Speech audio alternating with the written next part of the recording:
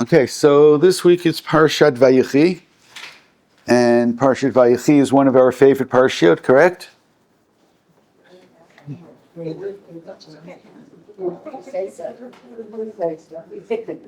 Well, Parashat Vayechi is my bar mitzvah parsha, and is my oldest son's bar mitzvah parsha. The birthday's incident. No, we don't celebrate my birthday. It's on a Asar B'Teves. It's like I would have made you a cake, but yeah, Wouldn't bought you a present. I would have, but this year is sponsored by Rabbi Michael and Jerry Laxmeter for the Fruah Shlema of their granddaughter Abigail Sarah Bat Shena Aharona B'Soch Shar OUisrael. Also, Dr. Joel and Ilana Katz have sponsored as well this week, all the way from cold Cleveland or outskirts of Cleveland. They're not here. They're not here. They're here in spirit. They'll be here later today by the next year. So, a number of times when I reflect on the book of on the book of Bereshit generally, and you talk about what the major theme is. So I've said this lots and lots of times, that the book of Bereshit is a book about brothers that don't get along. That's what the book is about. There are various subtexts to it. So again, it's this dysfunctional families. You can start from the very beginning, from Cain and Hevel, and you can move on further, and that's what it is. And then there's all kinds of separations and decisions, and who's inside and who's outside, and we can then get rid of Yishmael and get rid of Esav and so on. And some people decide to get rid of Yosef. So what you have are these series of dysfunctional families, dysfunctionality, and then inevitably you have the younger brother who's going to be the one who's going to emerge. So I'm going to say it again, that seems to be what the book is about. And then a number of times I've said, brothers don't get along, and then I would get one of two different comments. One would be, well, what about Yisachar and Zvulun? And my response would be, well, what about Yisachar and Zvulun? Yisachar and Zvulun, we're told midrashically that they get along and that they have an arrangement between them, but there's no evidence in the Torah itself of that arrangement. And then sometimes people say, yeah, but Ephraim and Manasseh got along. So again, my question would be, and how do you know that they got along? Now, the thing about Yisachar and Zvulun, I'll say it again, it's in the Medrash. You'll find it. You go look in Chazal, you'll find it. There are those who discuss halachically how exactly a quote-unquote Yisachar and Zvulun relationship works, and can it work, and can you sell your mitzvot, and can you sell, which means there are some who claim that only if somebody facilitates learning that could not have taken place otherwise, so it's like somebody who helped the performance of any kind of mitzvah. But can I just say, okay, I learned around whatever amount of hours yesterday, I'll sell you a couple of those hours. Can you do such a thing? Again, you want to get more extreme. You'll have Hasidic stories like this as well. I'll sell you my share in Olam Haba. Does God have to agree with this? I mean, can you do such things? Again, I don't want to harm any kind of institutional giving and donations by claiming that maybe such a thing is completely false in terms of an ability. It's not right. It's not good. But there's certainly room to question the halachic validity of it, and how, or even technically how exactly this works. But when it comes to Ephraim and Manasseh, again, people would say this to me, so I said, okay, let me go look. And I just assumed that enough people say it, so there must also be something in Chazal. So I can say this, I'm not going to say with great confidence, I'll say with a little bit of confidence, that I did not find any kind of mention in Chazal about how Ephraim and Manasseh got along. Just didn't find it. I did find 20th century sources who speak about it, and there's lots of the 20th century sources who kind of take it as a given. Now, why would they stress this? Because just by the way, if you want to go and see what brothers get along, okay, I could say because we don't find any evidence of them not getting along. So if you don't find any evidence of not getting along, so they must have gotten along. So then I can say, okay, what about the B'nai Keturah? Okay. Any reason to believe they didn't get along? What about? And I can keep on going. There's other brothers. There are others hold on to that. There are other brothers as well. Shimon and Levi's getting along is actually a problem, and Yaakov responds to that they get along and says, maybe it's better that you didn't get along as well. But again, we're going to talk today about Ephraim and Manasseh. That they're the ones who interest us. And so I'll say it again. I went looking and I could not find Chazal addressing that point. That doesn't mean, just because I didn't find it, that it's not there. It just means there's a really good chance it's not there. But I will tell you what I did find in Chazal about Ephraim and about Manasseh, even though it's really about Ephraim and about Manasseh, not about Ephraim and Manasseh. And we're going to use some of that to try to build a description. But let's begin. Already? Yeah? Doesn't the fact that we have a bracha? Well, that's what we're getting to right now. But the fact of the bracha is another point. It doesn't mean that's really good, but it doesn't mean that they got along necessarily. In fact, we'll read exactly what it says. Vayechi acharei hadrim ha'eleh, vayomer liYosef hinei avicha choleh. So, if you want to put, a picture to all of this to understand the development, we have Yaakov and the Yosef relationship. The magic number is 17. Yosef is 17 years old when he's kidnapped. Yosef spends 22 years away from the family. So you'll do the math. Yosef is 39 when there is this reunion. Yaakov comes down, and then there's another 17 years. That's the other 17. Then there's 17 years that Yaakov and Yosef live together in Egypt. And so if he is 39, so 39 plus 17, I don't want to make any of you work so hard right now. No, what's the answer? 39 and 17? 56. And Yosef dies at 110, which means there's a lot more years afterwards where Yosef does, in fact, take care of the brothers and so on and so forth. So during those 17 years, we've had the Yaakov-Yosef relationship presumably healed. And not that there was a problem in that relationship, but it comes back to life, as it were, because Od Yosef Chai. So when it's time for Yaakov to die, and I'm sorry for phrasing like that, the two parshiot, Vayechi Yaakov and Chayei Sarah, that talk about the life of somebody, or the parshiot, those people die, right, which is ironic. So, Vayechi hadrim ha'eleh, vayomer liYosef hinei avicha choleh. So what we find is a number of times over here that Yaakov summons in Yosef, and he has a request, and we know what the request is. The request is that he wants to be buried back in the land of Israel. As much as we all be living in Egypt right now, that Israel is our land, by the end of the parsha, Yosef is going to make the same request, that he wants to be buried back in the land of Israel. But he's told, Hinei avicha choleh. Now, I'm not 100% sure in terms of biblical language, but I will tell you in terms of rabbinic language, the word choleh means not sick, it means on their deathbed. Right? So it says, Hinei avicha choleh, which means your father is dying. And he takes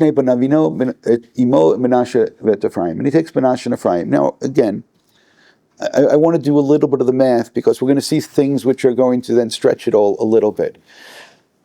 Yosef is 30 years old when he stands in front of Paro.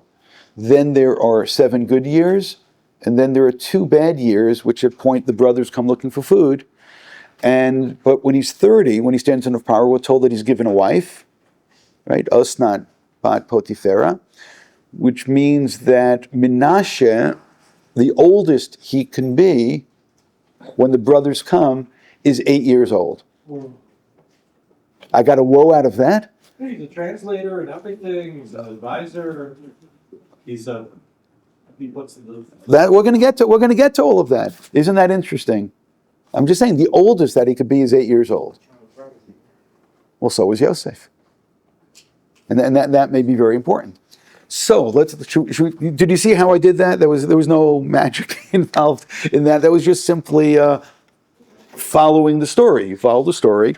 So he's given a wife. Again, you know this, right? The child's not born immediately. First they had their wedding, and then they had the Sheva Brachos, then they had the honeymoon, probably in Hawaii. Don't ask me why Hawaii. It just looks nice. Never been there. If anybody ever hears from Hawaii and wants to invite me, I'll go. You've been to Hawaii? Spoken Hawaii? Flown in this week in Hawaii. Is it nice? Is it nice? So tell them to invite me. You can exaggerate. Say I'm much better than I am.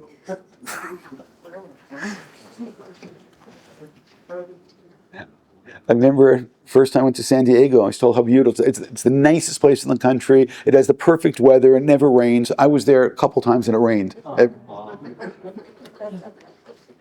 But very nice place. So Ephraim and Menashe, or even better, Menashe and Ephraim come in. So again, if you want to do the math now, so how old is Menashe and how old is Ephraim at this point? So it's, if he was around 8 then, it's plus 17. So that should give you the more or less the age, and Ephraim would be, he was born also before the bad years. So you have a sense exactly, how old they, again, more or less. So it's interesting. He's there together with Menashe and Ephraim, but what's the message that he gets? Yosef is here. Yosef is the focus. But of course Yosef is the focus. Why? Because Yosef is always the focus. And he straightens up. Vayomi Yaakov Yosef, Kel Shakai. Now that's an interesting phrase which is used in terms of blessing. It is always a blessing for fertility. Just in case you don't know, Kel Shakai is always a blessing used for fertility. Kel Shakai Nira Ilai Beluz Be'eretz Canaan Vavarechoti. I received this particular blessing in the land of Canaan, which by the way is the focus, because that's where he wants to be buried. And he blessed me. Vayomer Elai. Now this should come as no surprise because I already told you. Hineni mafrecha v'herbiticha. What are those two words? Peru urevu. Right? You're going to become multiplied. That's the blessing. So I'm going to say it again. If you follow the names of God, you can understand lots of things, and it's one of the first things you need to pay attention to. Kel Shakai is always connected to fertility.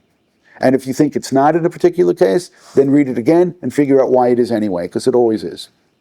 And not only that, the name itself is used more regarding Yosef than with anybody else.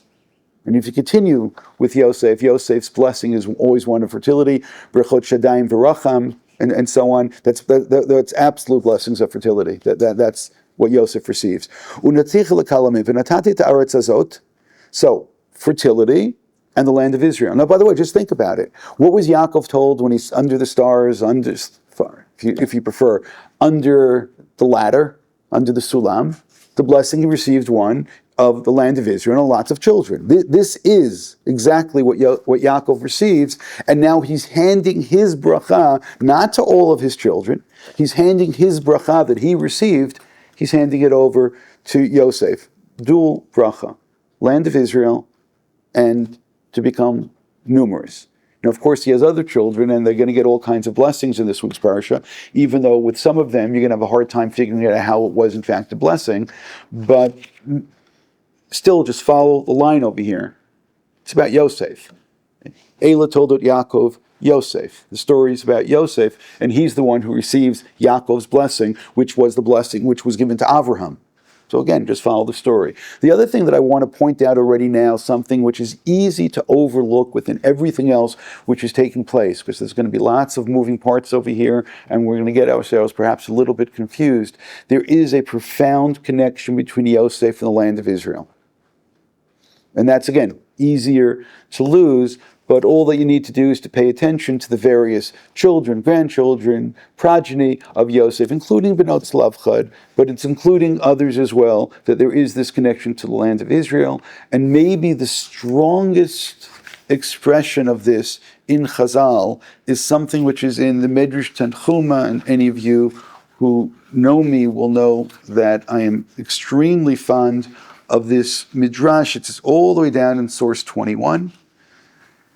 I'll just warn you this about I try to give the sources in sequence, but I changed the whole sequence sometime between when I sent this last night, afternoon, enough time if you were still at work to print it, okay?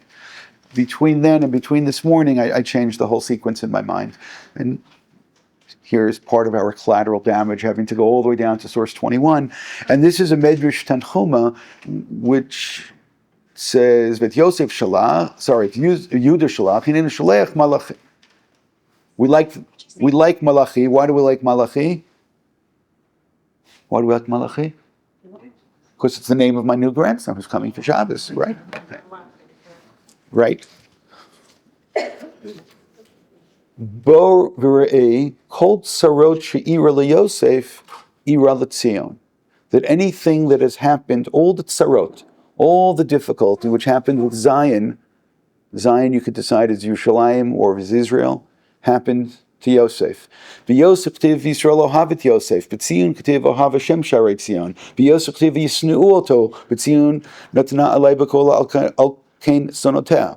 V'Yosef enachnu malim alumim, b'tzion bo yavo b'reina nosei alumotav. And you can keep on going, because it's this whole midrash, line after line after line, comparing. By the way, in case you missed it, and I suspect that you did, what the Medrash didn't tell you is what it should have told you, because it thinks that you're smarter than you are, no offense.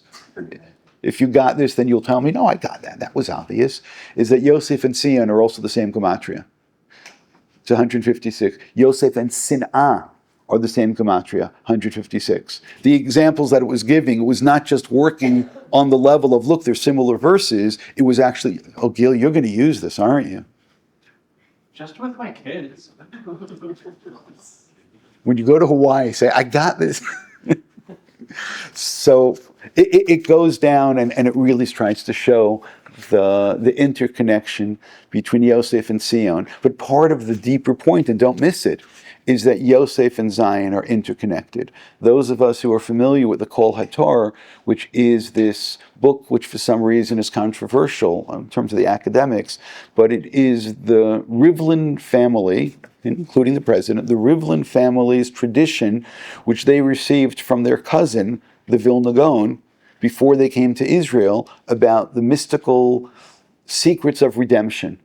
And part of the, if you want to know if you want me to ruin the whole book for you, the big secret behind it is the role of Mashiach ben Yosef, and the fact that Yosef is connected to Tzion, and the goal over here is to rebuild Jerusalem. Rebuilding Jerusalem is what the Rivlin family took upon themselves. They're the ones who started to build outside of the walls, as it's called. And all of this is connected to this midrash right over here, and many, many more Kabbalistic sources, which is collected in this book called the Kol HaTorah. Whether the book itself was literally something said by the Vilna Gaon, I can't tell you, but I can tell you that those who attack it are not necessarily familiar with the Vilna Gaon's Kabbalistic teachings, because it absolutely falls in line with his teachings, just in terms of content. So let's then continue. Remember, Yosef is about the land of Israel. And therefore, for what some people can think is the surprising end of Sefer Bereshit, the very, very end, the last thing that happens is where Yosef says, take me out. I want to go home. That's really important, because Yosef is connected to the land of Israel.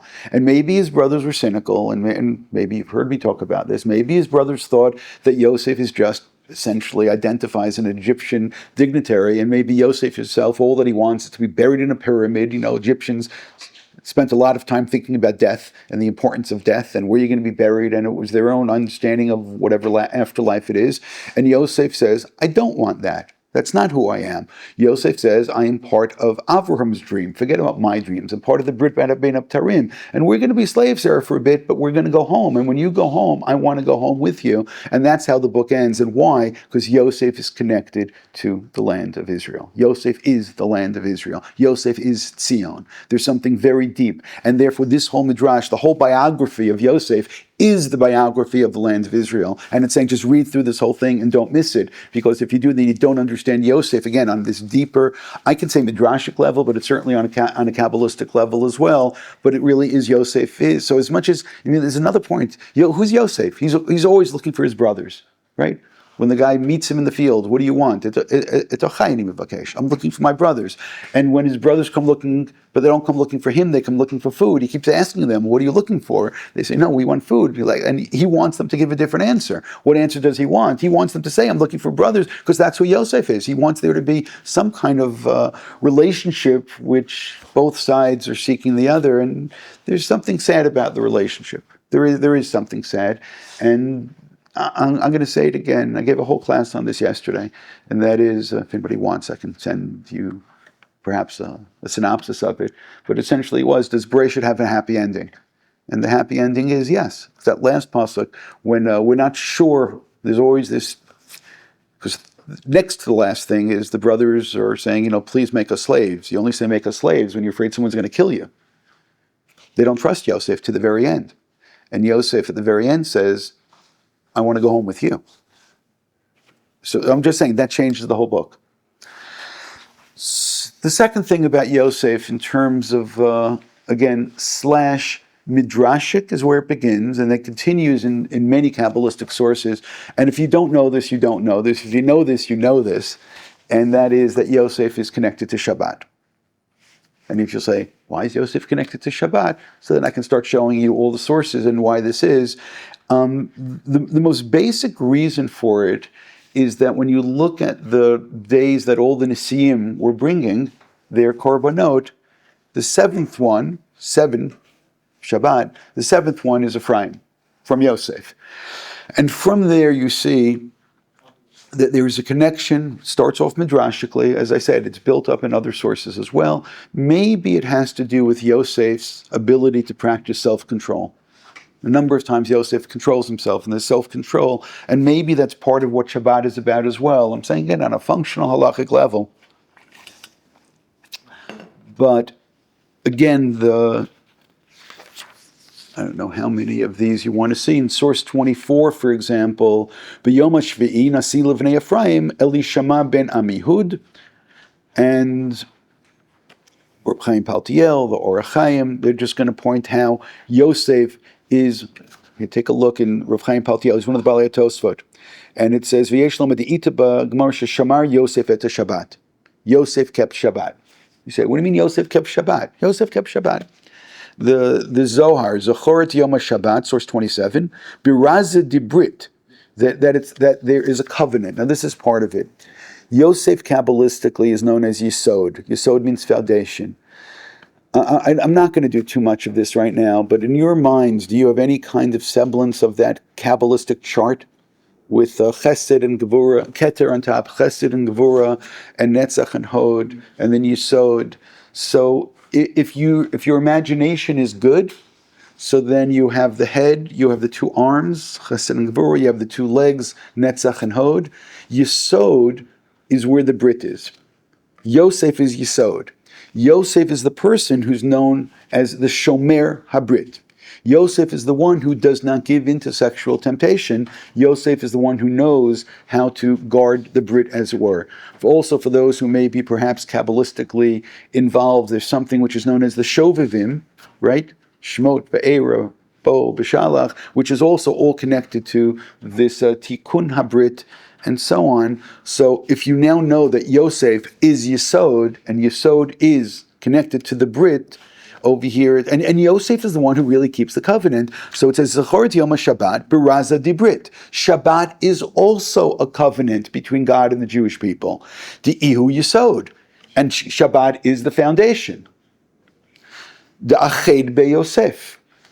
Ba'aldat ikri Shabbat. The Yosef kol ikri. Yosef is all known as kol. The Shabbat nami ikri kol. Begin the ikuna v'tafcha. And again, if you, I'm not explaining the whole thing, but the Pirush of the Sulam over here, if you look in 28, will explain to you how Yosef is Shabbat. Yosef is connected to Shabbat. Shabbat is Brit. Yosef guards the Brit. Yosef is Yesod. Yesod is the foundation. What is the foundation which guards the Jewish people? So again, you can choose which one. Is it, on the one hand, Shabbat, and the famous statement, more than Jews keep Shabbat, Shabbat has kept the Jews? That's over here already based upon the Zohar, even though it's a much later formation or formulation. On the other hand, what has kept the Jews? So the Shmirat HaBrit, that stops assimilation and so on. So Yosef represents keeping the Jewish people together as a people, which is also maybe surprising, but he's the one who did this. Because Yosef had the ability of saying goodbye, you don't want me, lehitraot. Yosef had the ability of saying, when they come looking for food, what food? Are you kidding? And again, as I pointed out the irony before, not today, that when the brothers, right before the sale, they're sitting and eating food, and now they come to Yosef for food. Can you imagine that irony? Yosef saying, food. This kind of reminds me of something. Like, you people, I'm going to give food. The last time I saw you guys eating, you were contemplating my sale, and so on. But Yosef doesn't do that. And that's part of what you need to understand. Yosef doesn't do that. What does Yosef do? Yosef keeps them together. And you could argue he keeps them together on his terms, Yeah, but that's part of being Yosef. He decides the terms, but he does keep them together.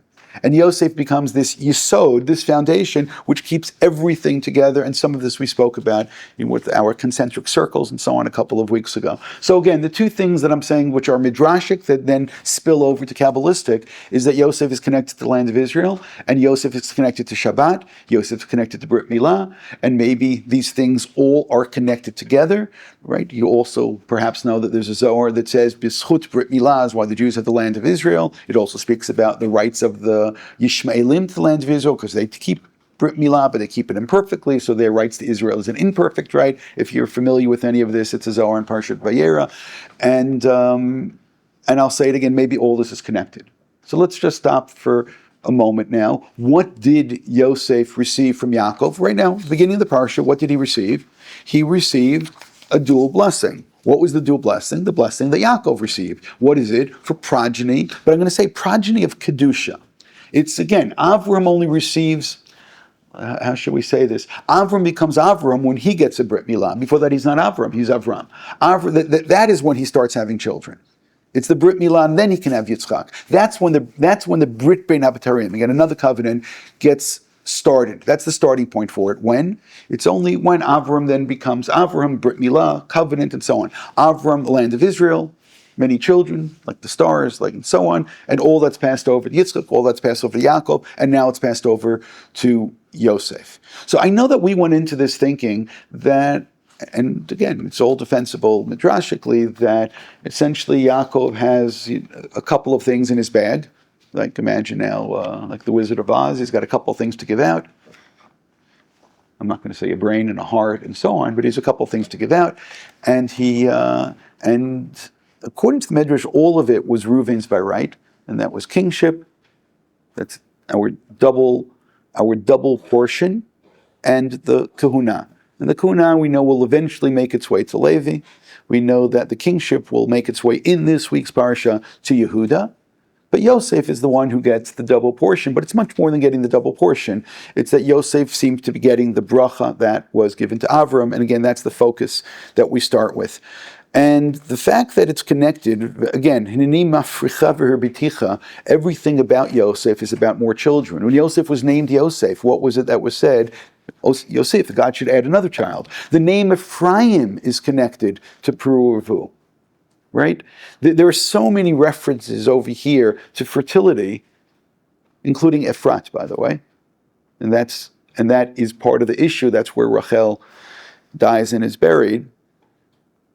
But that itself is perhaps a kinyan in the land of Israel. And now,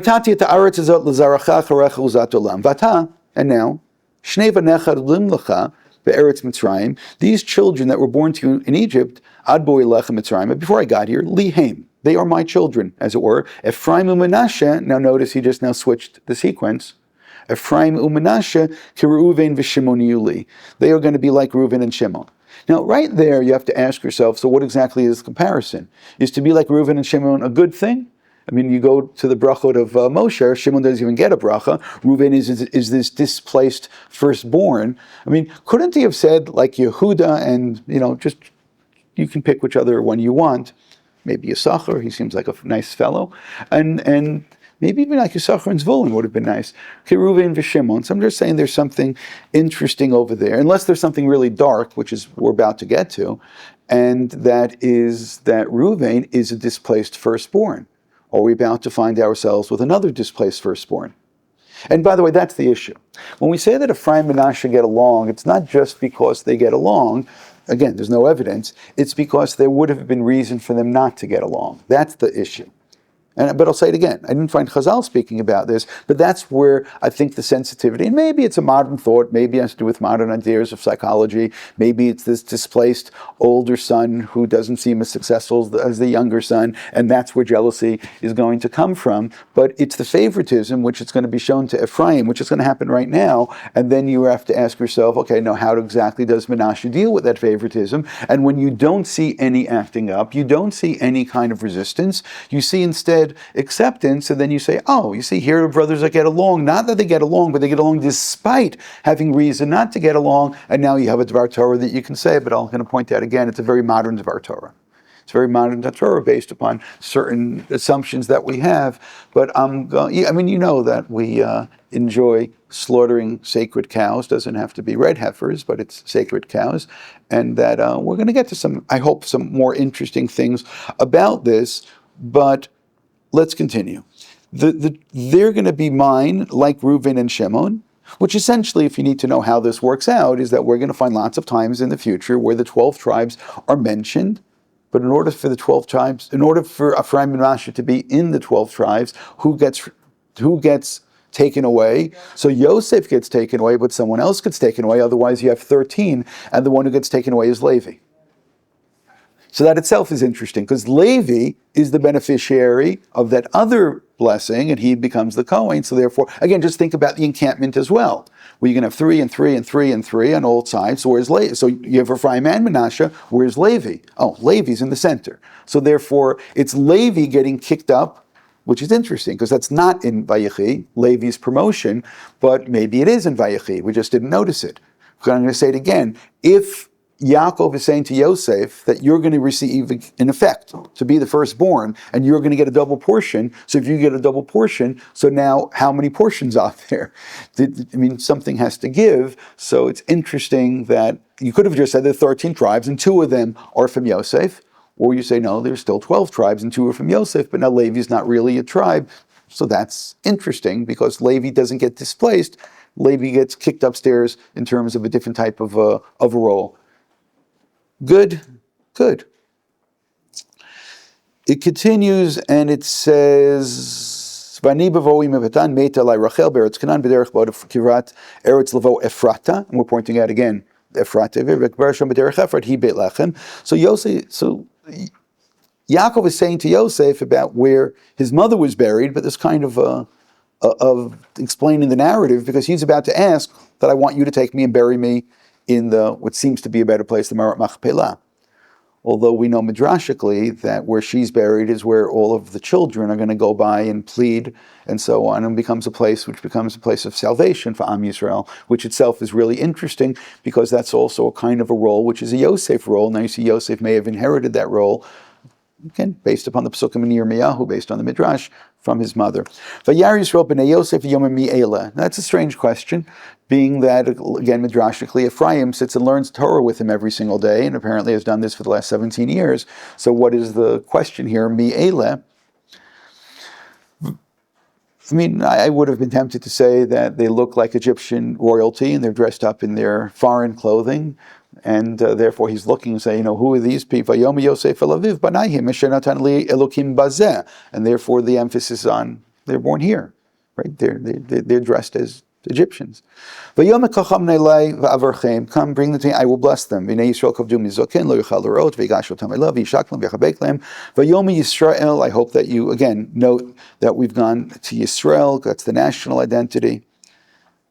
Vayom Yisrael pilalti. I didn't even pray to see your face again. And now I've seen, and not just, he's probably seen a number of generations already. Vayotze Yosef otam im birkav. Birkav is also something connected to fertility, and it's connected to bracha. And again, the whole theme in Yaakov's life is always one of bracha and bechorah. That's always the dual issue.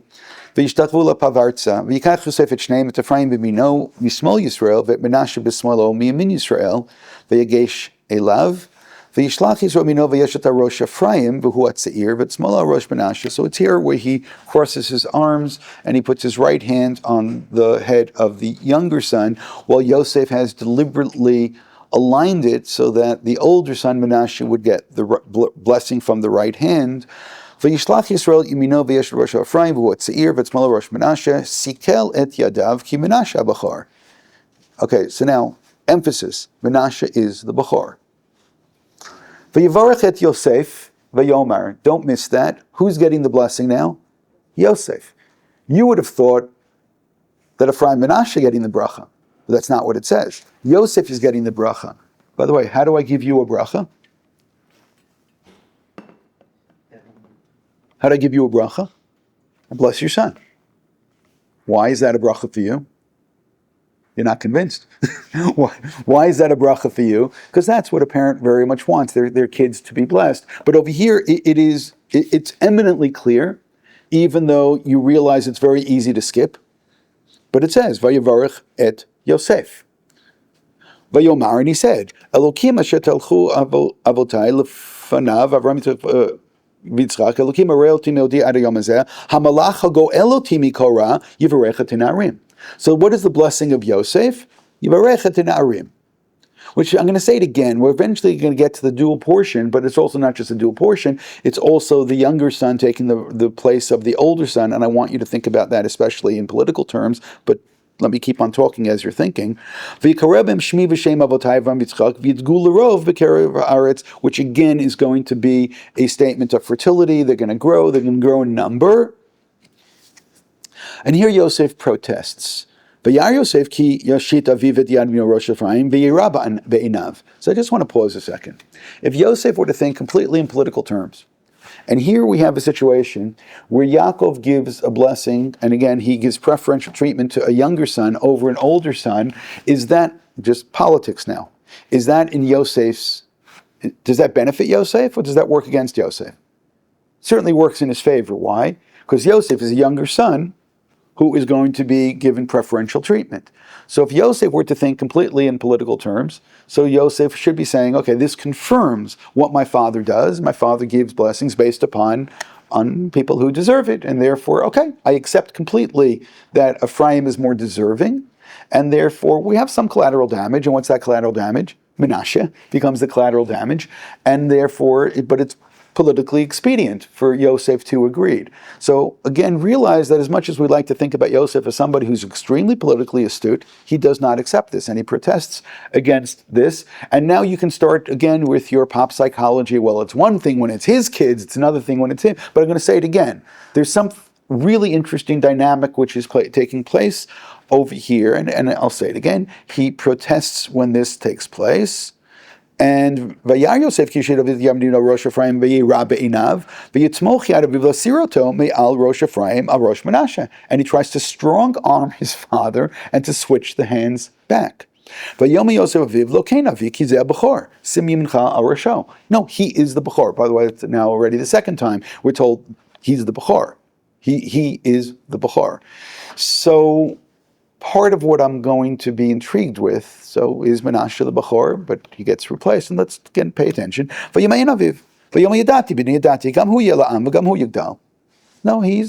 great. Menashe is great. But nonetheless, he's going to be more numerous. By the way, this goes back to this point of number of children. That's what it sounds like. He's going to be more numerous. And he blesses them. Now, going back to your point, this is how you're going to bless children. You're going to say, Yisimcha Elokim Ephraim and Menashe. May your children be like Ephraim and Menashe. And there's only one thing that we're lacking. We have no idea what the bracha means. And he placed Ephraim before Menashe, which again is consistent to everything that Yaakov does over here. And then Yaakov moves over. Again, he's going to get back to this point. He's going to die in the burial and so on and so forth. The Targum Yonatan over here talks. Why does it say it? Before it said that he couldn't see, so you figure maybe he put the hands on the wrong kid because he wrote that whole zoo. Now he's telling me specifically he knows who's who, and that's what he wants. Yeah, so all of this should remind us about the Yitzchak story. I was just saying that's what it should remind you of. And Yitzchak, then there is some confusion on the wrong kid, and maybe even Yaakov's thinking over about his Bible stories, and hold it, maybe there's confusion over here, and the right kid needs to get the bracha, and Yaakov is saying, no, don't worry. The right, it's that, then it's all spiritual. Okay.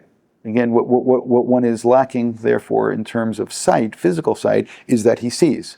I think that's exactly the issue, is that he sees things. And Rashi will tell you all kinds of subtexts here about what he's seeing throughout the parsha. Continue over here in the Targum Yonatan, which is in source number 2, just a couple of things. One gets to the fish. He stresses how the fish multiply like fish. And therefore that is part of this blessing of fertility. When he gets to the bracha, this is how you bless the kids. Look at Pasuk Kaf in the Targum Yonah, Keter Yonatan, V'rech Bayam Ahu Lemor B'chai Yosef, B'ni V'rchu Beit Yisrael Tatinokot B'yom Brit Hamilah Lemor Yisimcha Lokim, or Yisimcha Hashem K'Ephraim Menashe. B'minyan Shvatim Yitmaneh Nasi Shel Ephraim Lefnei Nasi Shel Menashe Umina Et Ephraim She Lefnei Menashe. So essentially, he's telling you that you're going to notice many times. This is all a Sefer Bamidbar issue. That you're going to see a number of times where the tribes will be listed, and inevitably you'll find Ephraim before. Also, when our 12 tribes are divided into 4 camps, the leader of one of the camps is going to be Ephraim. Ephraim is the leader. Ephraim comes before Menashe. By the way, not every time. If you want to follow the census, you'll find something interesting that during the early census, where there's more people in Ephraim than Menashe, then Ephraim is going to come first. In the second census, where there's more people in Menashe than Ephraim, then Menashe is going to come first, which then leads you to understand that Yaakov here is talking about number of children, and that seems to be what is the motivation behind it, because again, some of this becomes really difficult. I think I've told you before at some point that trying to figure out every single case in Sefer Bamidbar, the sequence of all the tribes, is almost an impossible task. But we just now got some information from the Targum Yonatan in terms of how sometimes this is going to take place, and it has to do with the number of children, or the number of the tribe, and the number of people. Of course, the other question that then comes up, well, what exactly happened to those missing people from Ephraim? And there is, again, this other interesting subtext going back, strengthening our idea of Yosef being connected to the land of Israel, and that is there's a couple of different expressions of people from Ephraim who went to the land of Israel earlier. One of them is that they left Egypt early, and the other one is right after the spies are told that you're not going to Israel. They said, no, let us go up, the Mapilim, and if you do the census, you say, okay, where are the people missing? And those people seem to be missing from the tribe of Ephraim. But again, the census is different. So some of the things that I was looking at this week talked about that they went up, and being that it was some 20th century commentaries, I discerned within it an anti-secular Zionist sentiment over there of going up too soon and going up before its time and going up without God and so on and so forth, which again could be put upon the Mapilim, could be put upon Ephraim, and so on. But then again, on the other hand, who has more God consciousness than Yosef?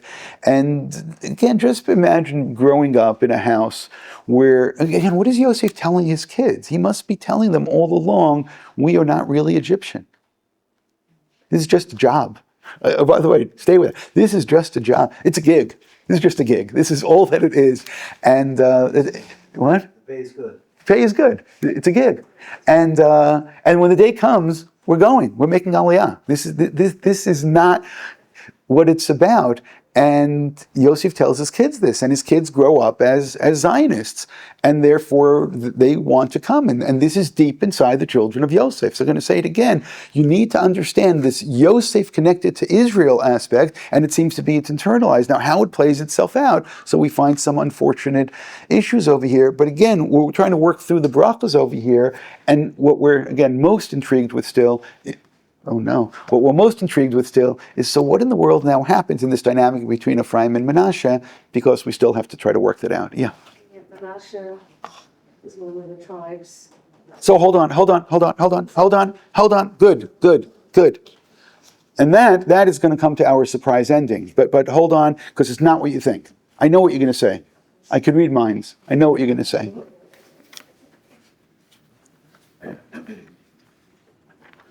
So now the question is where we go with all of this. So most of the commentaries that I'm skipping right now are going to be telling us that the blessing over here is the blessing for Yosef. Again, we saw it. It was black and white. What is the blessing of Yosef? That he gets 2 tribes. He becomes the Bechor. So you're going to have someone displaced. Who is displaced? Levi is going to be displaced. We don't know that yet. How does God work this out? He works it out in a really elegant way by saying to Levi, listen, I got a job for you. Right? I'm going to hook you up. I got a great job for you. Don't worry about anything else. You lose your inheritance, the land of Israel. Yosef gets a double portion but I got something else worked out for you. It's not land-based, but it's holiness-based.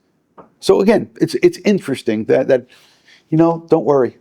Sometimes things don't look, God has solutions. God has all kinds of elegant solutions. That's part of what you have to take away from all of this.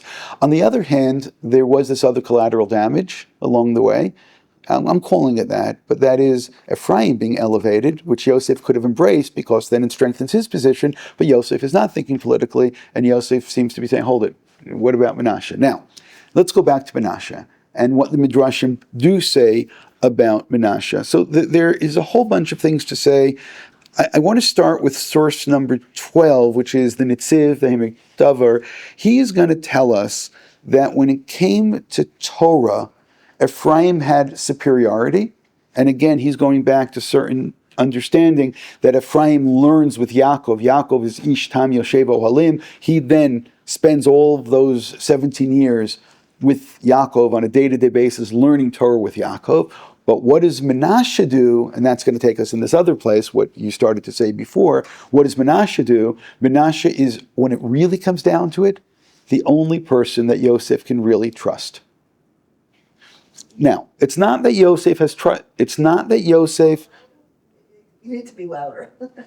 It's not that Yosef has trust issues. It's that Yosef knows who he is. Yosef is essentially a foreigner. Yosef is a former slave. Yosef is a Hebrew. And yes, Paro found it incredibly self-serving to tie into Yosef's interpretation, to give him a job, to give him his gig, and for all this to work out, except Yosef knows that day will come. Who's Yosef? And that's next week. Who's Yosef? Never heard of him, right? What have you done for me lately? So Yosef, now I'm focusing over here, the Midrash. According to the Midrash, throughout the Yosef narrative, especially the Yosef and the brothers narrative, there's always one person there that Yosef trusts. If you read the text, the guy in charge of his house, there's the interpreter, there's some other nameless people along the way. Every single one of those people, when you go along and you look in the Midrash, it's Menashe. Menashe is that guy.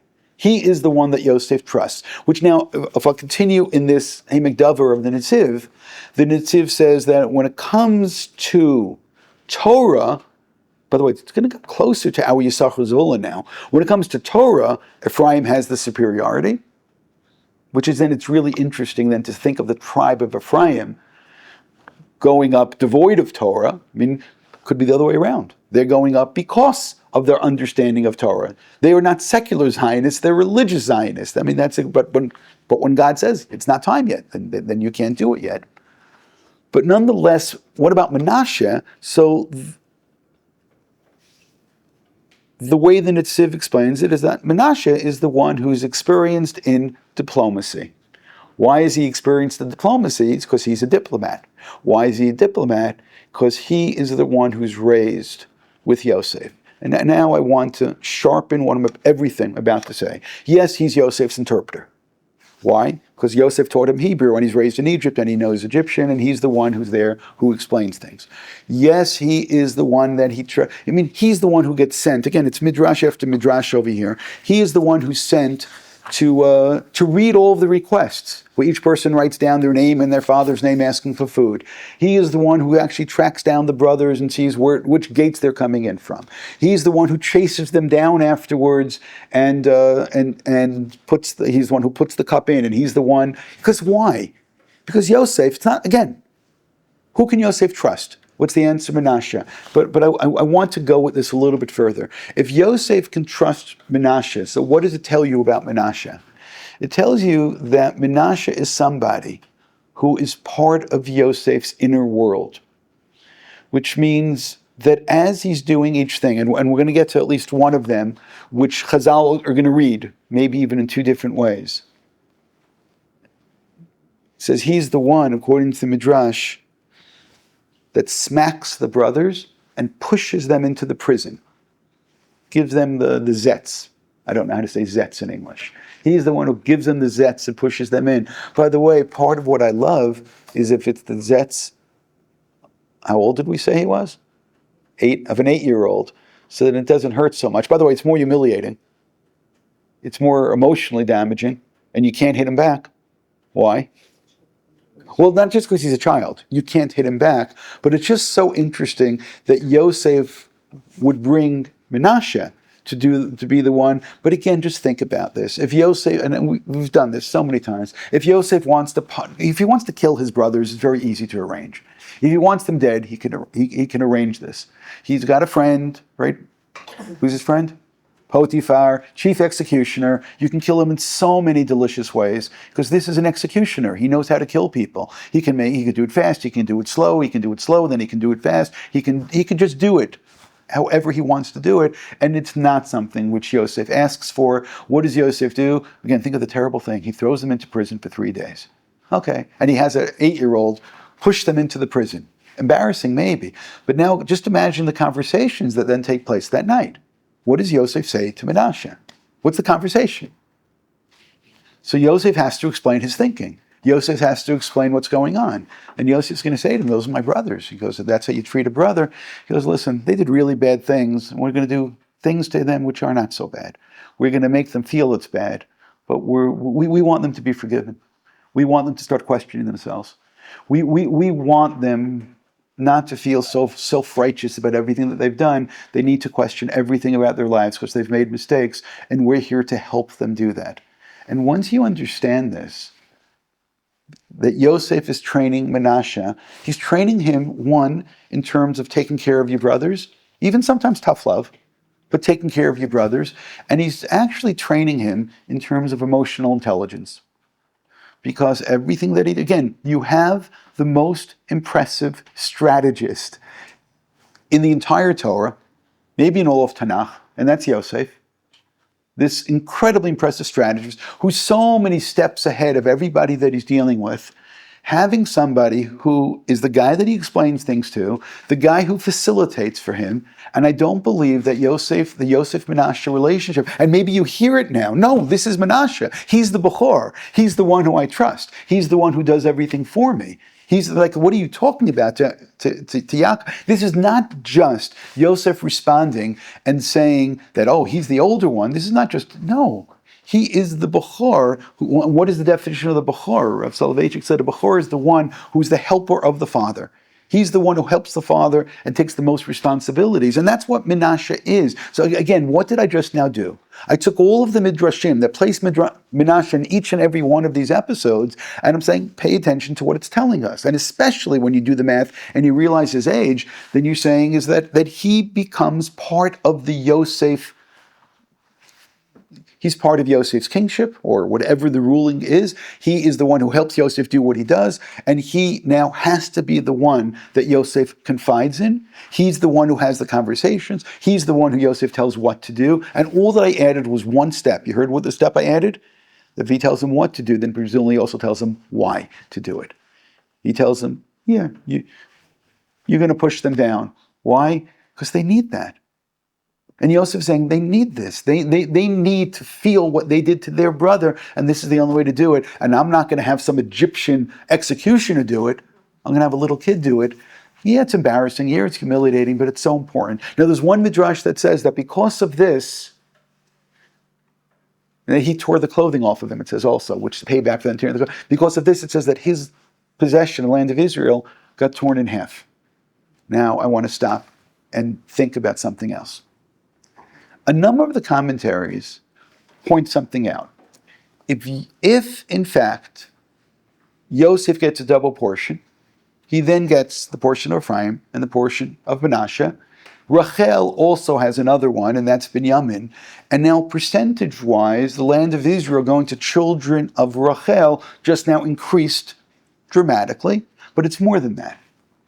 And once I realized this, it just changed what I'm about to tell you. It changes everything. And there's two commentaries who are going to tell us what I'm about to tell you. And that is, one of the mysteries, again, we're going back to Bamidbar. Just realize a lot of this is a Bamidbar introduction. One of the mysteries in Bamidbar is when, and this is what Rena wanted to say, is that you have Reuven and Gad, both of them saying, that we want to stay on the other side. Now, Reuven and Gad have a common denominator. They're both firstborn children. Right? They're both firstborn. There are 4 firstborn in this family, because there are 4 wives. Reuven and Gad said we want to stay, but there's a common denominator. Firstborn's supposed to get a double portion. And it's as if they're saying, I'm not going to get double. I don't want to play your game at all. I'm going to stay over here. And then you have another quote-unquote displaced firstborn, and that is Menashe, who's placed over there. Now, how Menashe got involved in that, we don't know. It doesn't say. It just says that Reuven and Gad and Reuven, it switches the order at some point, they make this request, and then when it comes time to do it, Moshe then sends Menashe also. And then there's all kinds of mystery. Maybe Menashe went to war, maybe they captured it, and you have all kinds of mystery.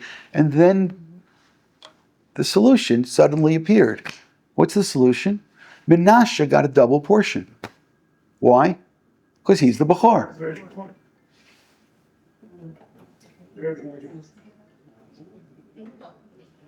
Menashe got a double portion. And if you now consider Menashe's double portion, again, the whole Golan, and you think about how large it is, between the 2 places of Menashe, between Ephraim, between Binyamin, now you look back and say, so how much did Rachel get? And just in terms of percentage-wise, it just now grew dramatically. So again, if you want me now to point out who was it who had actually articulated some of this, and this is why I told you before that I had to rethink the whole sequence of how we're going to do this. Let's take a look at source number 10, Haktav Kabbalah. Kiruvin v'Shimon, remember that part? Kiruvin v'Shimon. And if you look at source 9, by the way, Divrei Ayamim, Uvnei Reuven b'chor Yisrael, Kehua b'chor, u'michalalo yotzer aviv nitna b'chorato l'vnei Yosef ben Yisrael. And then Yosef becomes the Bechor. Again, clear pasuk in Divrei Yamin. Now, source number 10, K'tav Kabbalah, Kiruvin Shimon, Ki ilu heim banai, mamash, v'lo yirshu mimcha klum. Ki im hayanoteinu Bechor liYosef Menashe Ephraim yirshu, ayu leMenashe chelek ki Bechor be'eretz Yisrael gamkein. So again, he's playing out Menashe should have, well, Menashe, let's make it clearer now. Look at the Meshech Chachma, Ephraim and Menashe, Reuven, Shimon, Eli. Again, back on that same pasuk. Rak levanav shu kibenav, v'chein ketuv b'divrei Yamim. That's the pasuk we just now saw.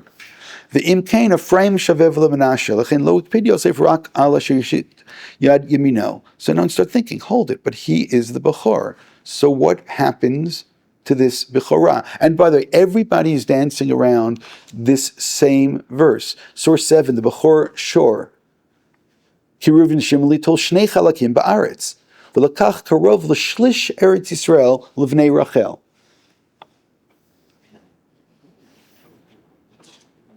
And now I'm going to ask you again to think about this.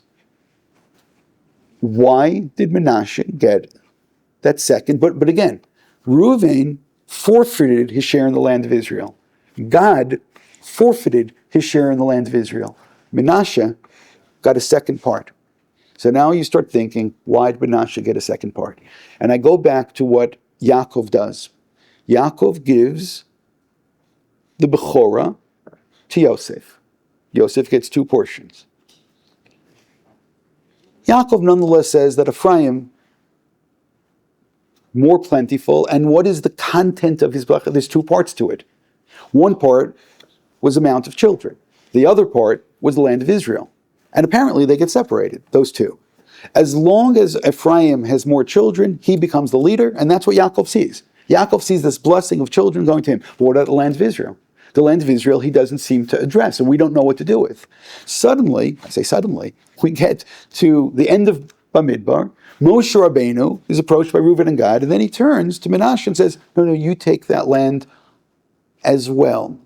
Functionally, what he just now did. And remember, Moshe Rabbeinu is the one at the end of the Torah, at the end of Bereshit, when Yosef says, take me out, carry me out. Moshe is the one who keeps the promise of Yosef. Moshe seems to be very attuned. Moshe is going to repeat all of the brachot, very close to what Yaakov did. Again, interesting to study the differences. But Moshe is the one who's then going to say the way that we need to fulfill the blessing of Yaakov. We took away. He's the head of one of the camps. Ephraim's the head of one of the camps. But it has nothing to do with the other half of the blessing, and that's the land of Israel, and that's the double portion, and the double portion just got doubled. right? Again, percentage-wise, you can correct me in my math. The double portion just got doubled because Menashe is still the Bechor. And Yosef keeps insisting, he is the Bechor, he is the Bechor. And he goes, I know he's the Bechor. So what happens, of course, he's the Bechor? He gets the double portion. So now I want to go back to Ephraim and Menashe getting along with one another. I believe that Ephraim, Yaakov says, Ephraim, his very name has to do with having children, Pru, Re'uvu, Ephraim. And Yaakov looks at him, not with eyesight, he looks at him prophetically and says, hey, there's going to be a lot of children. Now something goes wrong in the desert. And by the time we get to that second census, something has gone wrong with Ephraim, and maybe that's part of the background as well of Moshe now focusing on Menashe. But nonetheless, Yaakov sees that, and when it talks at the bracha of children, Ephraim is going to become more numerous. They're the ones who will be the leading camp in the desert. But when it comes to the land of Israel, that gets separated, that becomes a separate part of the bracha, and that's what goes to Menashe. So now let's go back again one more time. Menashe gets trained by Yosef. He's his apprentice. He's his confidant. He's the one that he explains all of his thinking. He's the one that he utilizes and uses in order how to treat the brothers, and Menashe is not going to do anything to his brother without absolute instructions from his father about what you do. Because that's how he's been trained. He's been trained with emotional intelligence. He's been trained to care for your brother. Sometimes you care one way, sometimes you express it another way, but that is what he's been doing every single step of the way. So Menashe is somebody who is not going to, again, who am I getting, it's funny now, I know it's funny, you say, who do you give credit to for Ephraim and Menashe getting together, which doesn't talk, the Medrash never talks about it, and who are you going to give the credit to? You give the credit to Yosef, because Yosef is the one who raised his son and taught him every single thing and all the sensitivity in order to how you treat a brother. And that's what he witnesses, but that's what he does, and that's what he facilitates, and that's who he is. And now he got displaced. That's his reward. He gets displaced. What is his reward? The other one's the Bechor. Not a word out of Menashe. But it's interesting. God has a way of working things out. As I said, these stories have happy endings. God has a way of working things out. But he's still the Bechor. So what happens? Down the line, Moshe Rabbeinu says, okay, we're already giving out more part. I got a great place for you. The Golan. It's beautiful. You're going to love it. Right? But I want to be in the land of Israel. No, you got the land of Israel also. You didn't lose anything. You got a double portion. Why do I get a double portion? Answer? Because you're a Bechor. And once you understand this, we can go back to our point about how Sefer Bereshit actually is not just a happy ending. It's that everything's going to work out. Even if things don't look like they're going to work out. Even if we're all going to be in slavery right now, I'm going to give you a hint. We're going to get out. I'm going to give you a hint. It's all going to work out okay. The Vilna Gaon told his cousins, he told the Rivlin, it's all going to work out okay. And by the way, part of the reason all works out okay is because there's somebody there in the background working it all out, and that's Yosef and Yosef's children and so on and so forth, because they know exactly how to strategize long-term planning. That's what Yosef is, long-term planning. Can you imagine Yosef saying to Menashe, don't worry, I got a feeling long-term this is going to work out. It's okay. Love your brother. Take care of your brother. That's the responsibility of a brother. It's all going to work out. And what do we find out in the end? It does.